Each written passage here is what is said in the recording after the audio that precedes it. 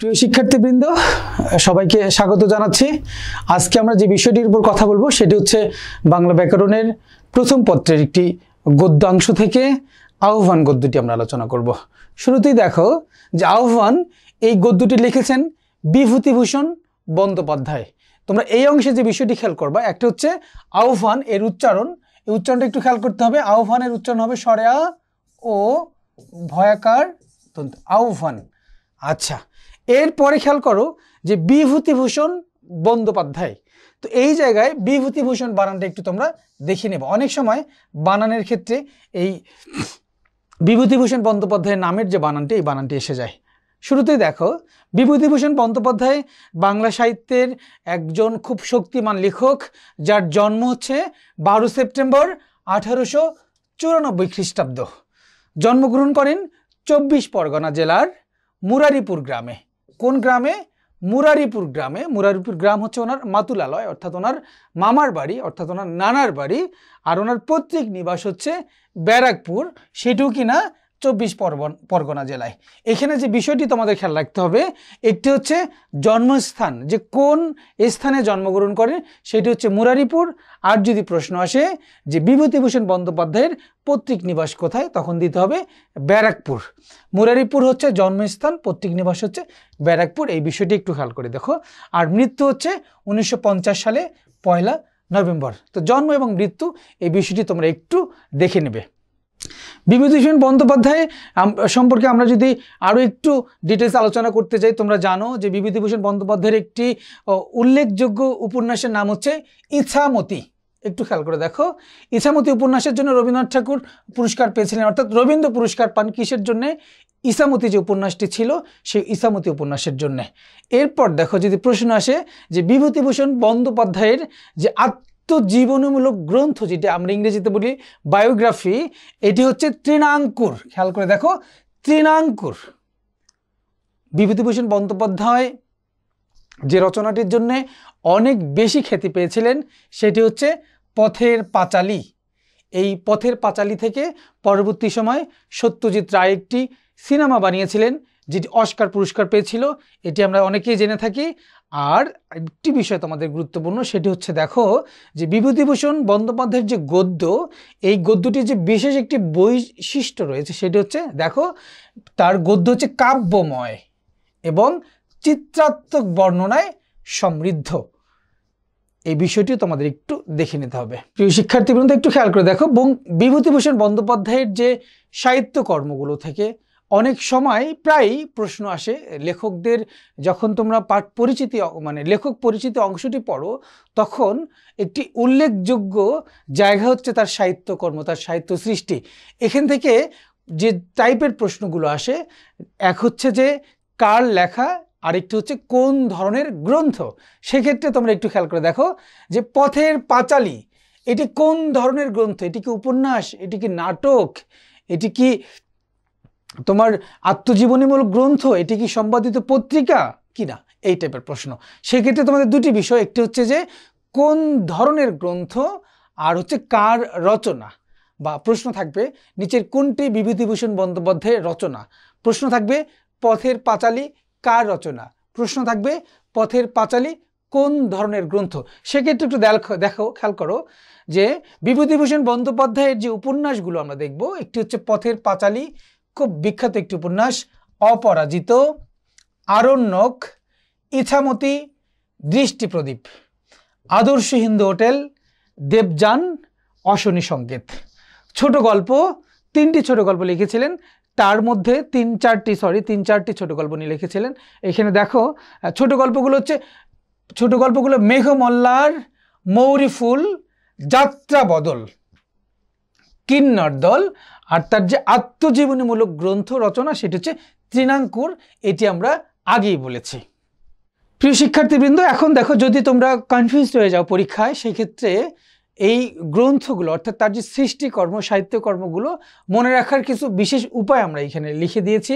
একটু দেখো গল্প গ্রন্থগুলো যদি তোমরা মনে রাখতে চাও, দেখো কি বলছে যে মৌরি ফুল যাত্রা বদল করে মেঘমল্লার মতো কিন্নর দলে যোগ দিল। তাহলে আমরা দেখো মৌরি ফুল যাত্রা বদল করে মেঘমল্লার মতো কিন্নর দলে যোগ দিল। উপন্যাসগুলো কি? দেবযান, তুমি আরণ্যকে এসে ইছামতির দৃষ্টি প্রদীপ ফিরিয়ে দাও। তাহলে এখানে দেবযান, আরণ্যক, ইছামতি, দৃষ্টি প্রদীপ। প্রসঙ্গত যে কথাটি তোমাদের একটু গুরুত্ব দিয়ে মনে রাখতে হবে সেটি হচ্ছে বিভূতিভূষণ বন্দ্যোপাধ্যায়ের যে কালজয়ী যুগল উপন্যাস, এই যুগল উপন্যাস একটা হচ্ছে পথের পাঁচালী আর একটি হচ্ছে অপরাজিত।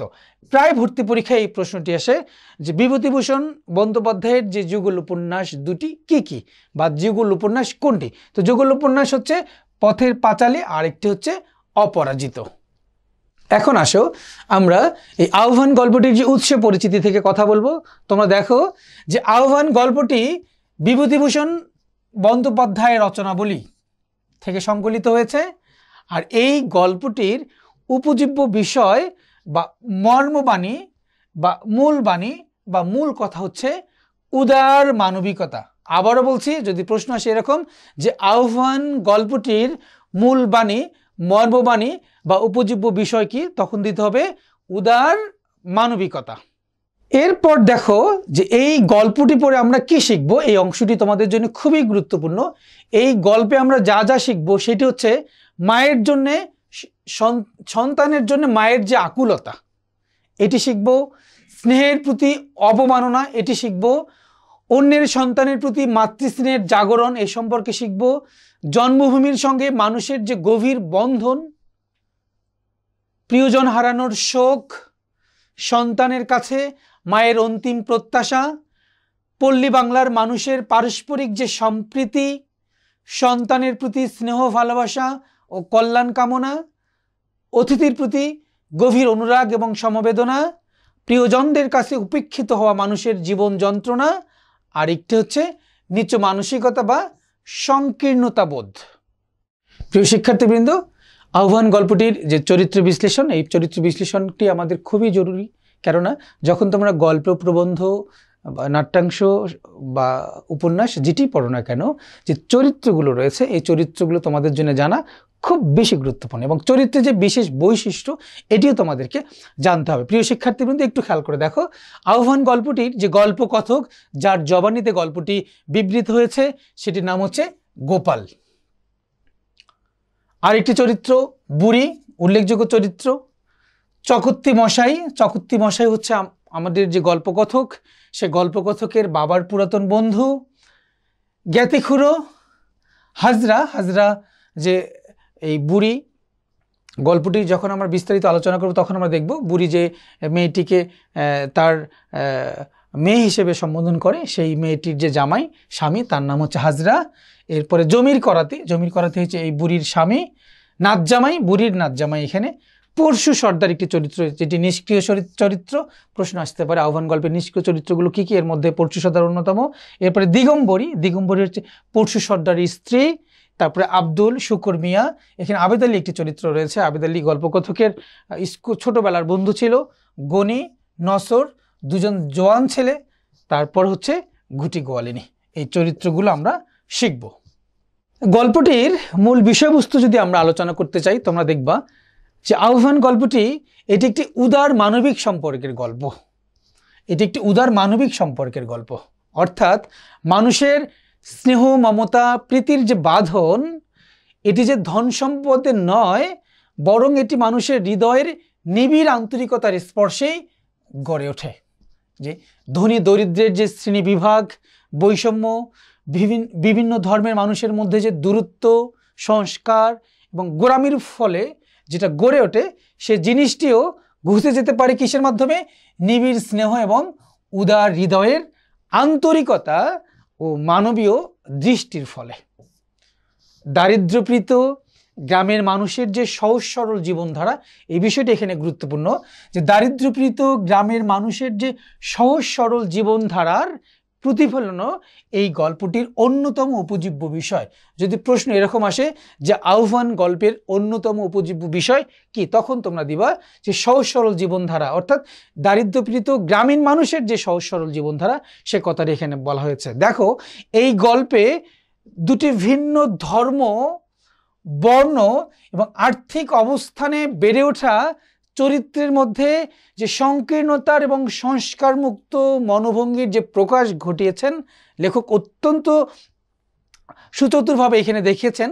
এবং আরেকটি বিষয় আমরা খেয়াল করব যে গ্রামীণ লোকায়ত যে প্রান্তিক জীবনধারা এটি যে শাস্ত্রীয় কঠোরতা থেকে অনেকটা মুক্ত, সে সত্য এই গল্পে উন্মোচিত হয়েছে।